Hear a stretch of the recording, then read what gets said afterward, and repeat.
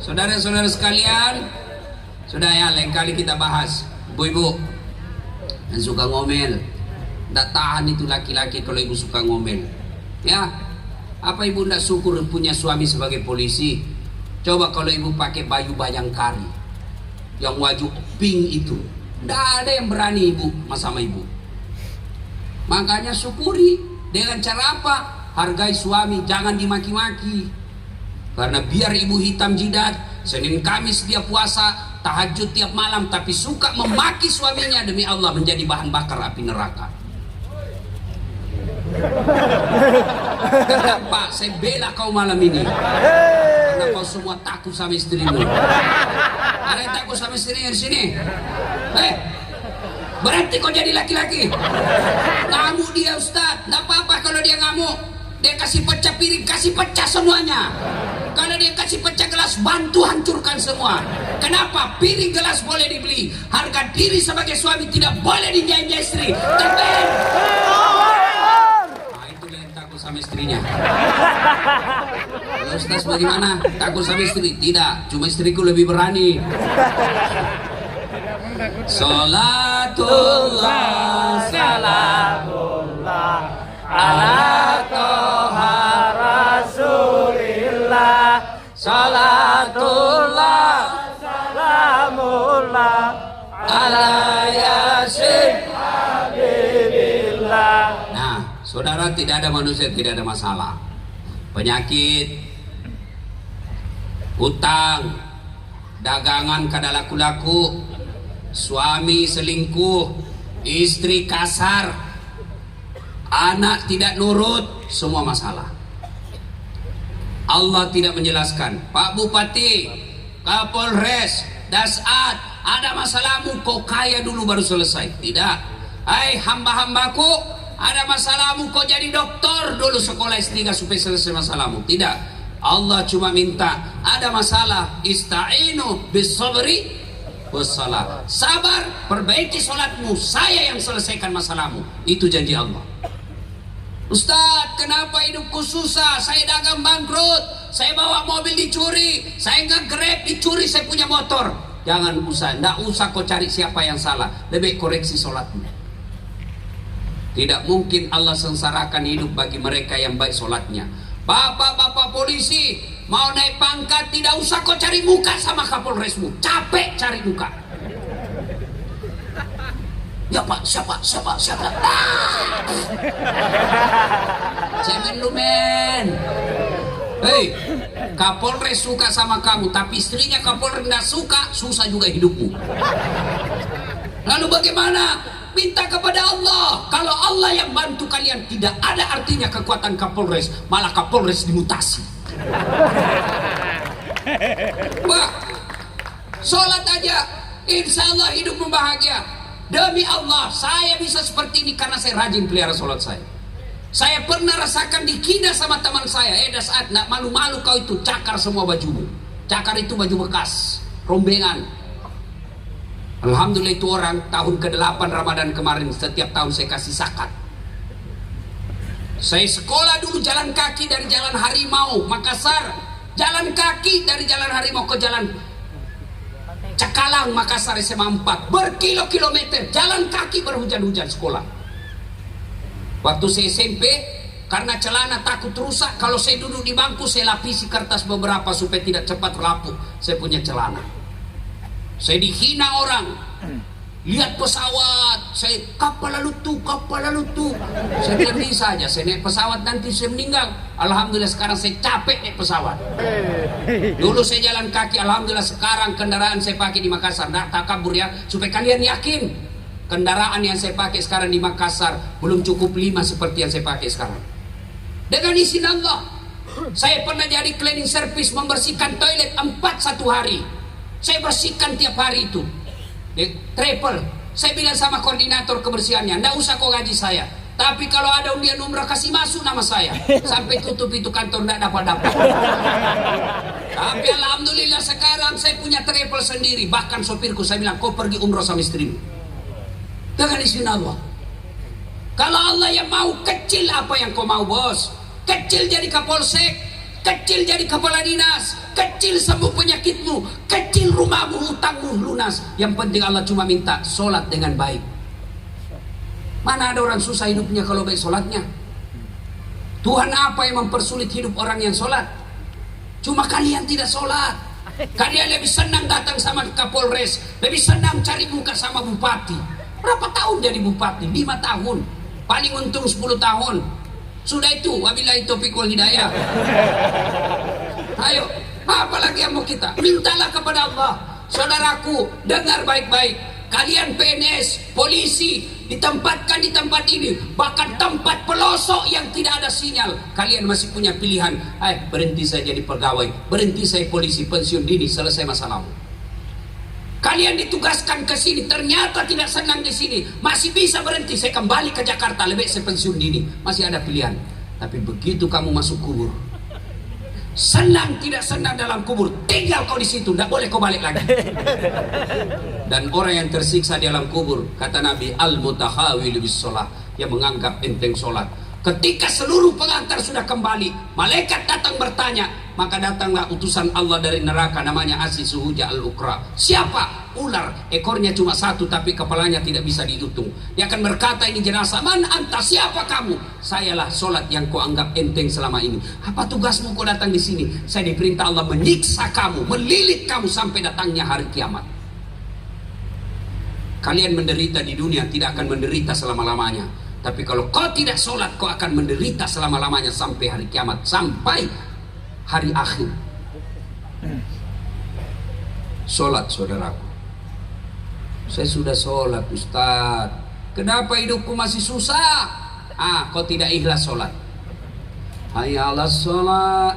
Asar lagi. Barusan duhur. Kau tidak ikhlas. Saya sholat, Ustaz. Kenapa hidupku susah? Kau sholat tapi tidak ikhlas. Mana buktinya? Itu juga bajumu kau pakai kencing. Itu juga celanamu kau pakai toilet. Itu juga celanamu kau pakai ke pasar. Kau pakai tidur. Kau pakai main futsal. Itu lagi kau pakai menghadap kepada Allah. Mana boleh, bos? Boleh tapi tidak ikhlas namanya. Malah ada ibu-ibu yang tanya, Ustaz, bolehkah itu sholat tidak pakai BH? Kenapa bisa dibilang panas, Ustaz? Kan ada kipas. Boleh tapi tidak sopan. Ibu ketemu bupati tidak pakai BH, ditempelin kau istrinya. Iya Pak Bupati, mohon maaf Pak Bupati. Coba. Ayo sholat tapi main-main. Padahal orang yang baik sholatnya, kata Allah, kada aflahal mu'minun, beruntunglah orang-orang yang beriman. Siapa? Alladzina hum fi salatihim khashi'un. Mereka yang khusyuk dalam salatnya. Maka kalian kalau mau beruntung dalam hidupmu, beruntung dalam bisnismu, sembuh segala penyakit-penyakitmu, perbaiki salat. Saya salat, Ustaz, kenapa hidupku masih susah? Betul kau salat tapi main-main. Allah.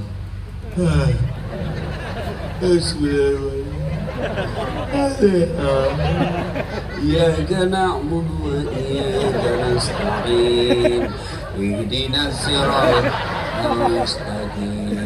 Siratal ladzina an'amta 'alaihim ghairil maghdubi.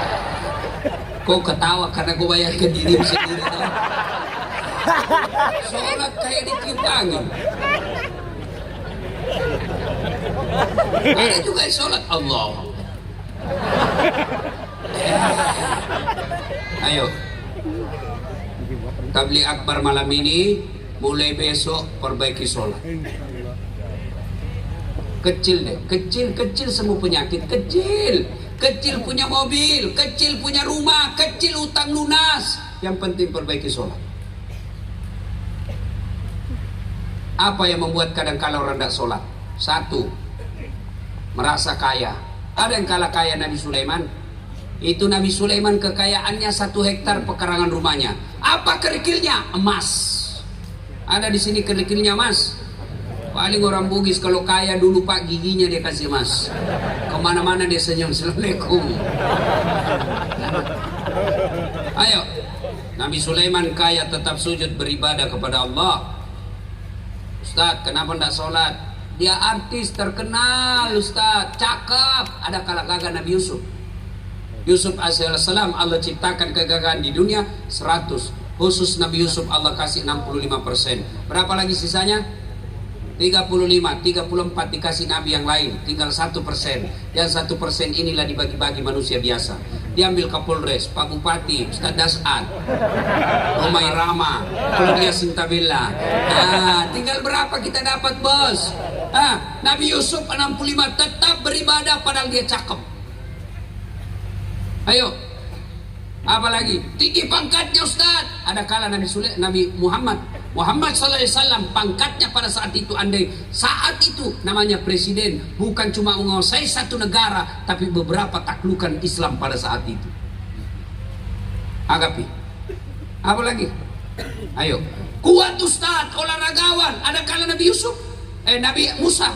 Itu Nabi Musa kalau dia kunci badannya, tembus itu bulu-bulu di bajunya. Dia kunci lagi badannya, tak lempar songkoknya. Kalau beliau berkelahi, belum sampai tinjunya sudah jatuh musuhnya.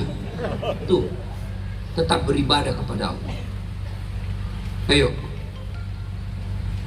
Bupati, Kapolres tidak sholat, cemen lu men.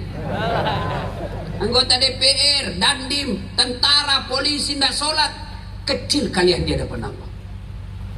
Tentara, bupati, kapolres, dandim saja tidak boleh tidak sholat, apalagi kau yang pengangguran. Hei, apa alasanmu tidak sholat? Coba, apa alasanmu? Saya sakit Ustaz. Kau silahkan sholat sakit. Tidak bisa berdiri Ustaz, duduk.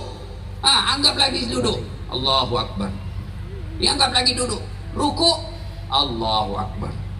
Kepala kasih goyang. Sami Allahu liman hamidah. Itu ruku. Kalau sujud bukan cuma kepala goyang, badan ikut ditundukkan. Allahu Akbar. Namanya sholat duduk. Saya tidak bisa duduk Ustaz, ada bisul di pantatku. Kau sholat baring. Anggaplah ini saya lagi baring. Allahu Akbar.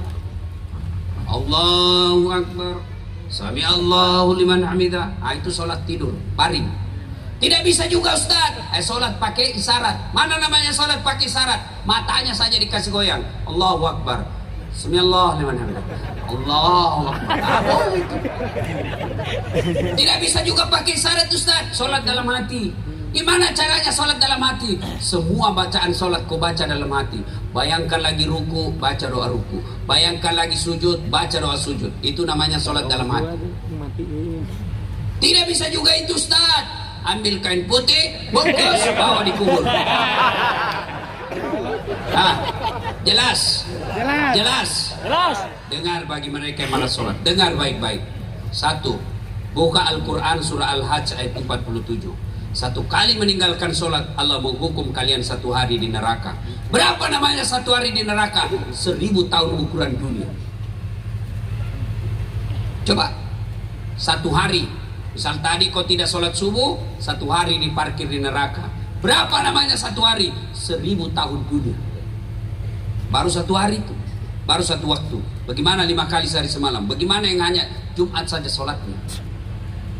Yang kedua, buka surah Al-Fat ayat 29. Muhammad Rasulullah walladzina ma'ahu asiddaw 'alal kuffar ruhama'u bainahum tarahum ruk'an sujada. Tanda umat Muhammad itu kata Allah, kamu lihat mereka rukuk dan sujud sholat 5 waktu. Artinya apa? Ketika dia tidak sholat, dia kafir di hadapan Allah. Apa lagi? Ustaz, saya tidak bisa sholat Ustaz. Kenapa? Saya sariawan Ustaz. Kau sholat sariawan lah.